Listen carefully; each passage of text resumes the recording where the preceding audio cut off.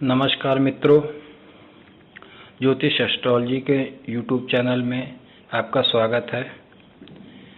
आज इस वीडियो में हम ग्रहों की दृष्टियों के बारे में जानेंगे और जानेंगे कि उनका क्या फल होता है और उनका फल कैसे देखा जाता है।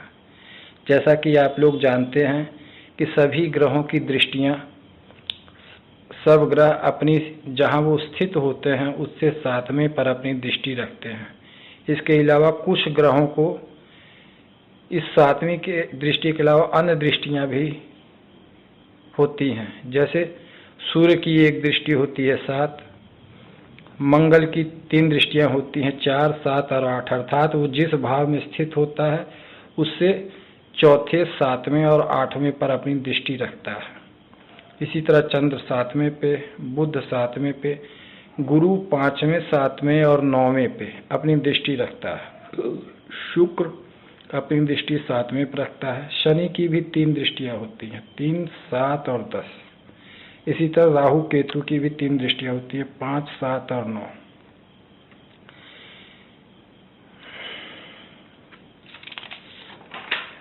और सब जो 9 ग्रह हैं उनके दूसरे ग्रह के किसी के मित्र होते हैं, किसी के शत्रु होते हैं, किसी के सम होते हैं। जब हम देखते हैं, दृष्टियों का विचार करते हैं, तो जिस भाव पर शुभ ग्रहों की दृष्टि होती है, नैसर्गिक रूप से शुभ ग्रह कौन से हैं? गुरु, चंद्र, शुक्र व बुध। जिसमें से बुध और चंद्र हमेशा शुभ नहीं रहते हैं। जैसे चंद्र अगर पक्ष बली होगा, अर्थात सूर्य से 70 डिग्री से अधिक दूर होगा, अर्थात सूर्य और चंद्र में 70 डिग्री का अंतर होगा, तब चंद्र शुभ माना जाएगा। और बुध अगर किसी शुभ ग्रह के साथ है या किसी शुभ राशि में है तब उसे शुभ माना जाएगा, या अकेले हो तब वो शुभ माना जाएगा। जिन भावों पर शुभ ग्रहों की दृष्टियां होती हैं वह ग्रह शुभ फल देते हैं, और जिन भावों पर पाप ग्रहों की दृष्टियां होती हैं वह अशुभ फल देते हैं। पाप ग्रहों की दृष्टियां सिर्फ 3, 6, 11 भावों पर ही फल देती हैं। शेष पर वह अपनी अशुभ दृष्टि ही अशुभ फल ही देते हैं।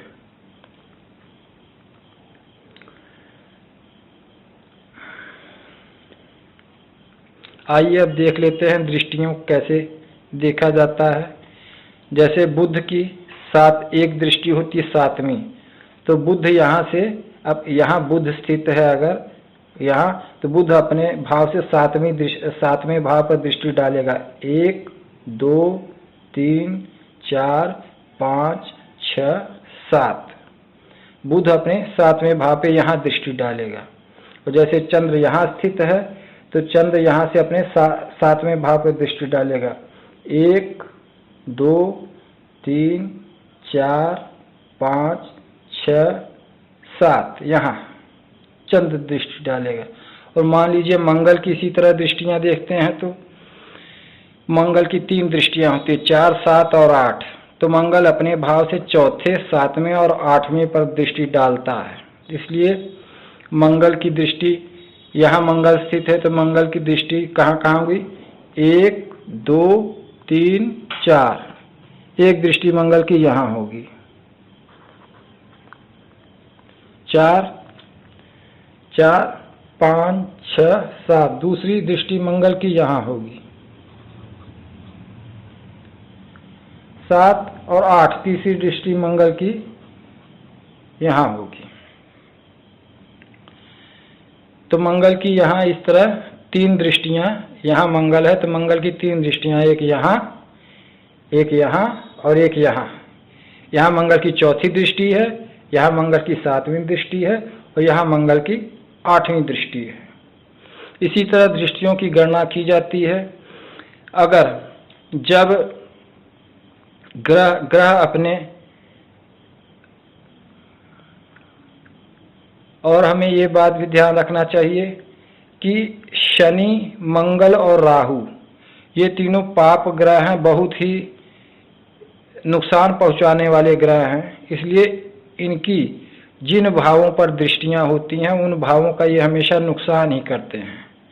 बशर्ते इनके बारे में ये भी देख लेना चाहिए कि लग्न के लिए ये अकारक ग्रह हैं कि कारक ग्रह हैं, क्योंकि हर लग्न के लिए अलग अलग कारक ग्रह होते हैं। जैसे मंगल किसी लग्न में बहुत कारक होता है। इस लग्न में ये सिंह लग्न की कुंडली है, क्योंकि मंगल यहाँ नवम भाव का स्वामी होता है, चतुर्थ भाव का स्वामी होता है। यहाँ एक राशि, एक 8 राशि, तो यहाँ चतुर्थ भाव का भी स्वामी मंगल है और लग्न इसका भी नवम भाव का। इसलिए इस जन्म पत्री में सिंह लग्न की कुंडली में मंगल बहुत ही कारक ग्रह होता है।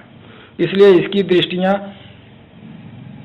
इस लग्न में ज़्यादा नुकसान नहीं पहुंचाती हैं, थोड़ा बहुत परेशानी देती हैं, लेकिन धन के मामले में और उन्नति के मामले में, सौभाग्य के मामले में इसकी दृष्टियां हमेशा इस लग्न सिंह लग्न में मंगल की दृष्टियां हमेशा लाभदायक ही रहती हैं। शुभ ग्रह जैसे गुरु की दृष्टि हमेशा लाभदायक रहती है। गुरु चाहे कारक हो लग्न का, ये लग्न से या अकारक ग्रह हो, उसकी दृष्टियां हमेशा ही लाभदायक रहती है। जहाँ जहाँ वो देखेगा उन भावों के शुभ फल की वृद्धि करेगा, शुभ फल की वृद्धि करेगा। और पाप ग्रहों की दृष्टियां 3, 6 और 11 भावों में जातक के लिए उन्नति प्रदान करती। 3, 1, 2, 3, 4, 5, 6, 7, 8, 9, 10, 11। तो पाप ग्रहों की दृष्टियां 3वें भाव में, 6ठे भाव में और 11 भाव पे अगर पाप ग्रहों की दृष्टि पड़े तो वो जातक के लिए फायदेमंद रहती है।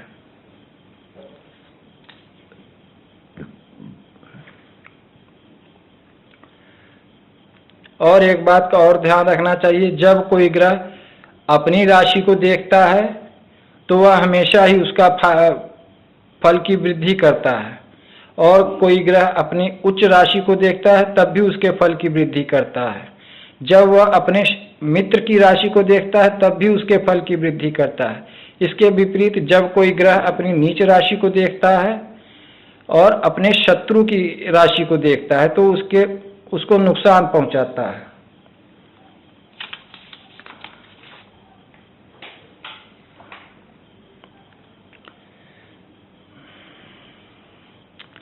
ये देखिए, ये एक कुंडली है, इसमें यहाँ 7वें भाव पे इसमें चंद्र यहाँ पहले में है और गुरु यहाँ दूसरे भाव में है। जो लाल रंग से लिखे गए हैं वो ग्रह हैं और जो नीले रंग से लिखा गया है ये दृष्टियां हैं।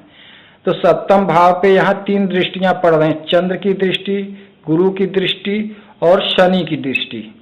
इनमें से ये 6ठी राशि यहाँ है, तो 6ठी राशि होती है कन्या राशि। ये बुध की राशि है, बुध ग्रह की राशि है, जिसका कि चंद्र शत्रु है।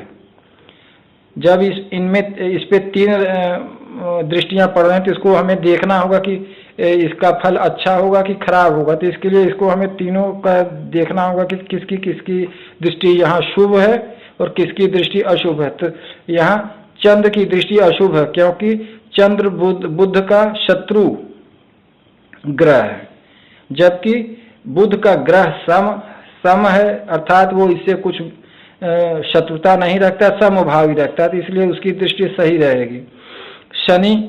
शनि भी इसकी दृष्टि सही लाभदायक रहेगी, क्योंकि शनि भी बुध का समभाव रखता है, शत्रु भाव नहीं रखता है। इसलिए इन दोनों का 3 में से 2 दृष्टियां फायदेमंद है और एक नुकसानदायक है। तो इसलिए इस भाव पे दृष्टियों का फल अच्छा रहेगा।